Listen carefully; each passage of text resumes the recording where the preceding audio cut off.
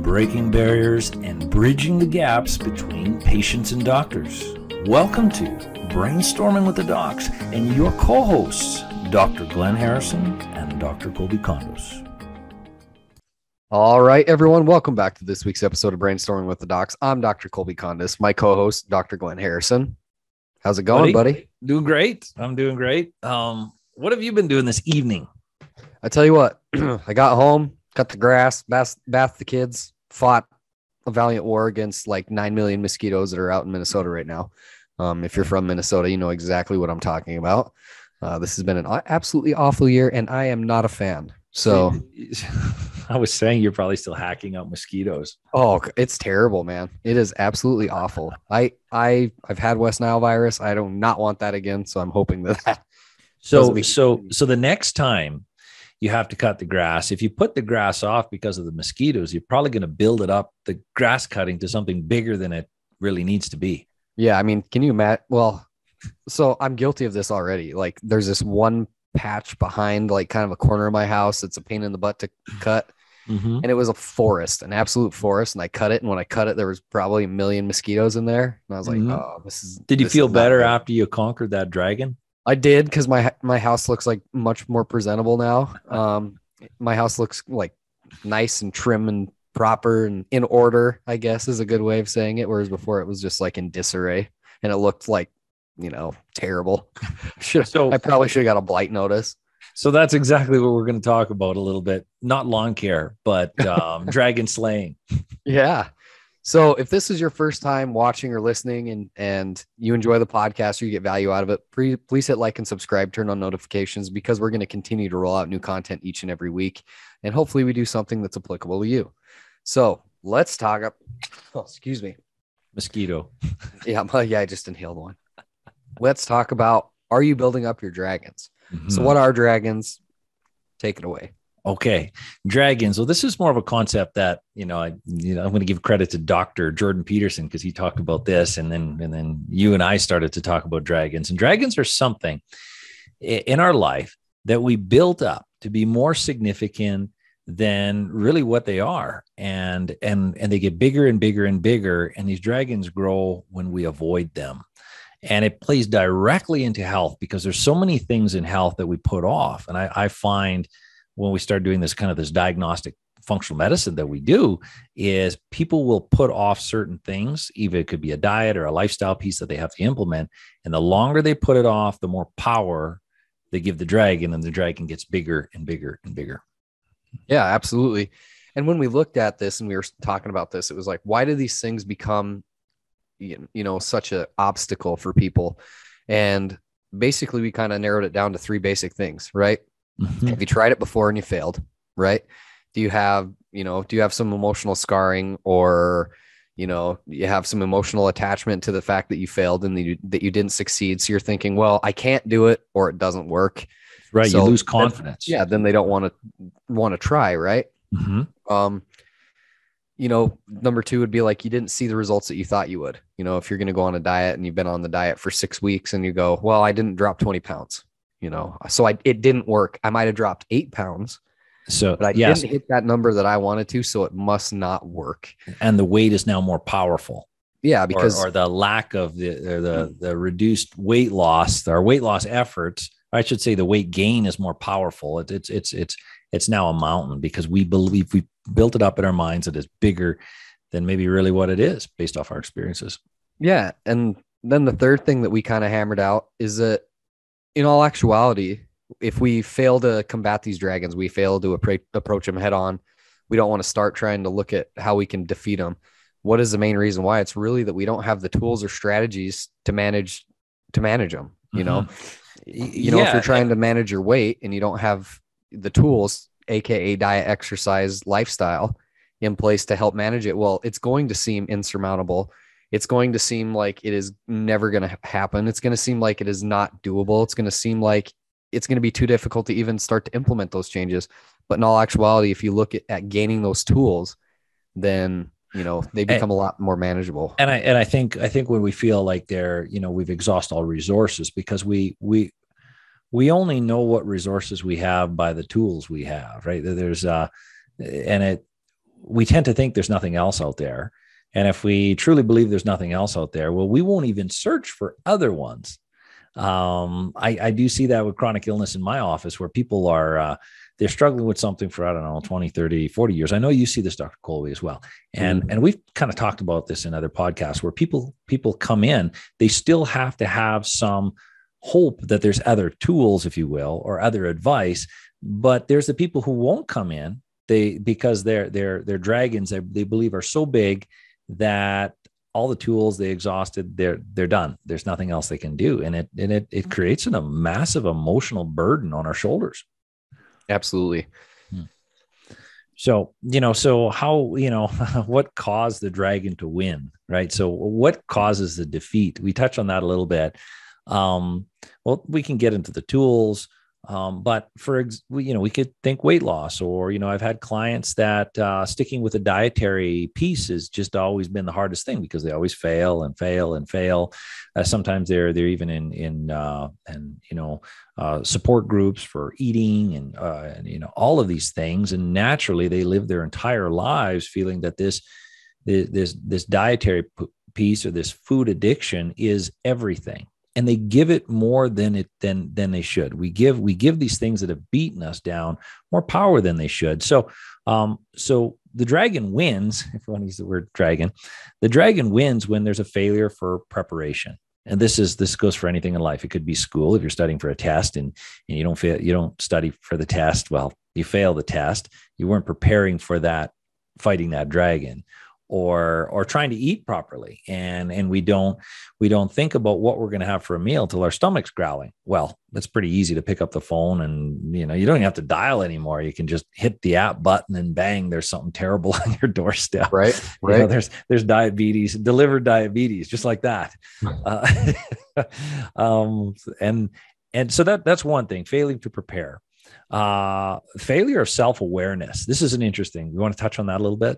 Yeah, so I think that this is applicable not only to just healthcare. Like, in fact, we were talking shop right before we started this, and when we decided to do this one, I thought that this was completely serendipitous for me, because I was whining about how me too. I have a mountain of emails I haven't responded to, and I'm overwhelmed, and basically what it comes down to is, my self-awareness, right? I don't have the systems in place to manage that. If everything is not clicking exactly as it should, if I'm short-staffed, or if I have a patient that walks in unannounced and needs something and I'm the only one there. So I don't have systems in place. So my lack of self-awareness that I'm not as good as I thought I was. And that, I'm going to need to do better on that. So that can translate, again, say we use the diet, not having food, perfect example. The other part is like when you're at a crossroads, where are they? If you realize that you're ordering food out every night, that's a crossroads, right? And you're not prepared. So then you need to look at implementing strategies on how you can do that. Is it that you go shopping on Sunday and you do meal prep? That's one thing that we do at our house quite regularly, is on Sundays we go grocery shopping, and then we meal prep the first 3 days of the week, so that on Wednesday, one of us can go shopping, and then we cook Thursday, and then my wife has Friday off, so that meal's taken care of. These dragons show up in our lives when we fail, and this is kind of dialing in on the why do we fail, and the self-awareness enhances our ability, I think, to analyze the situation, analyze ourselves. Absolutely. Really. Yeah. How does the dragon keep beating us? Versus I'm going to keep grab my same tools and then go on into battle and try to tackle this dragon. Oh, the dragon beat me again. And then when we get enough courage, we go again with our same tools and run back into battle. But if we're more self-aware, we can see where were we going wrong fighting this dragon? Maybe, I don't know, dietary pieces or lifestyle pieces or anything, and time management. There's so many things that create these dragons. I would say, in our lives that we avoid, and dragons only get big usually when we avoid them. Oh yeah.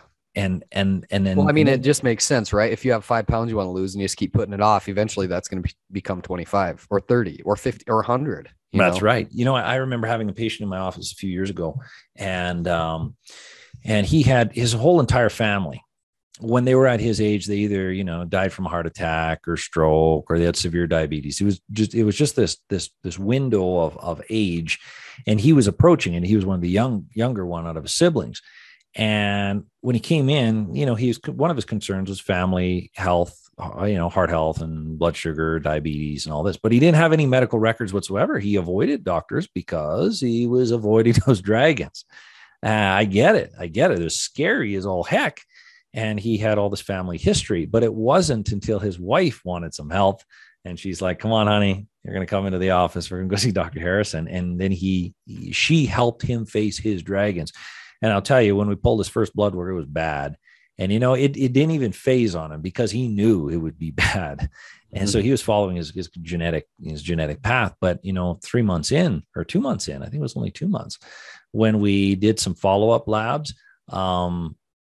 his blood sugar came back stable from a type 2, severe type 2. In 2 months, he was not even a pre-diabetic. He literally broke down and cried in my office. I've never seen him cry, and he's just not the crying type.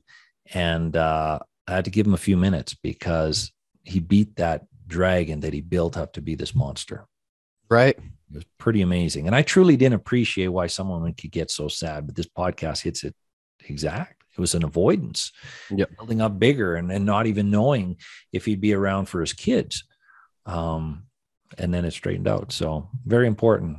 It takes some courage, but very 100%. Important. I mean, if you're listening to this and you have a healthcare concern that has become overbearing, that you feel like has started to dictate what you do in your life, and you don't know how to attack it, number one, you need to analyze why you feel that way, right? You need to look at what your self-limitations are and be self-aware on what are going to be the challenges associated with managing that and beating it. And then you need to find the appropriate help to help you manage and beat it. I mean, we make it harder than it is. And I'm not saying that every condition is the same, because it's really not. There's going to be some dragons that are scary and big and blow a lot more fire than others. But there are tools that you can use and strategies that you can implement to help you at least manage them. That's exactly right. Because it's better off to know earlier in life what you're fighting, versus living and starting the fight, versus living your entire life of being in fear when maybe the dragon isn't as big as it really is. If you're discovering through, lab tests or medical or whatever, as we're talking about, there's nothing worse than living in fear. And if you're not opening up that door to, identify the dragon or take on that dragon, you will live in fear the rest of your life, and you will miss out on life. Well, here's the other piece too about the dragons. Like if you've tried to fight it before, right, and you failed, don't repeat the same behavior that led you to failure, right? You have to learn to pivot and move on from your mistakes and implement new changes. What's the definition of insanity? Is doing the same thing over and over and over and expecting different results, right? If you've tried and it didn't work, then you need to analyze why you failed and then implement the strategies to make the change. Yeah. And seek out other strategies, seek out other tools, look for a second opinion, pursue another form of healthcare. If it's in the world of health, as we're talking about, or anything. If your car squeaks and you bring it to 17 places and they say, oh, nothing can be done. Well, maybe nothing can be done, but if you've only been to a few places, maybe you got to go to another place, because there's always another opinion, another strategy. So I guess we kind of went through, we had a little note here. What can you do to help tame the dragons this time?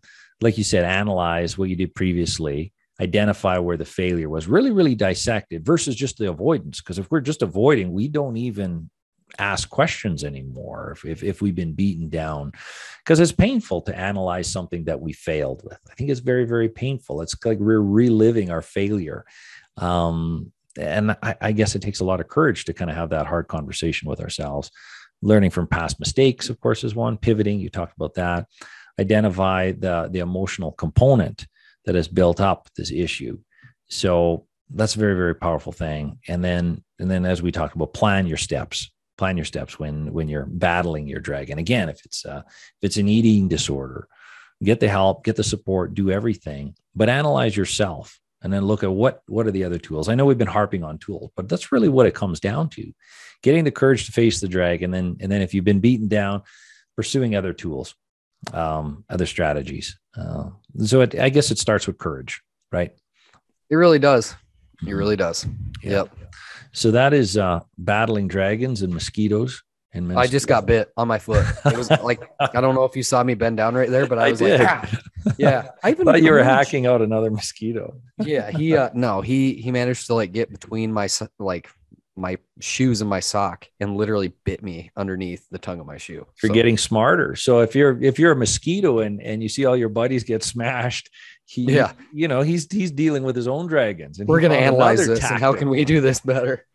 So if you guys got value out of this and you liked it and enjoyed it, please hit like and subscribe, turn on notifications again, like we talked about before, because we're going to continue to roll out new content each and every week.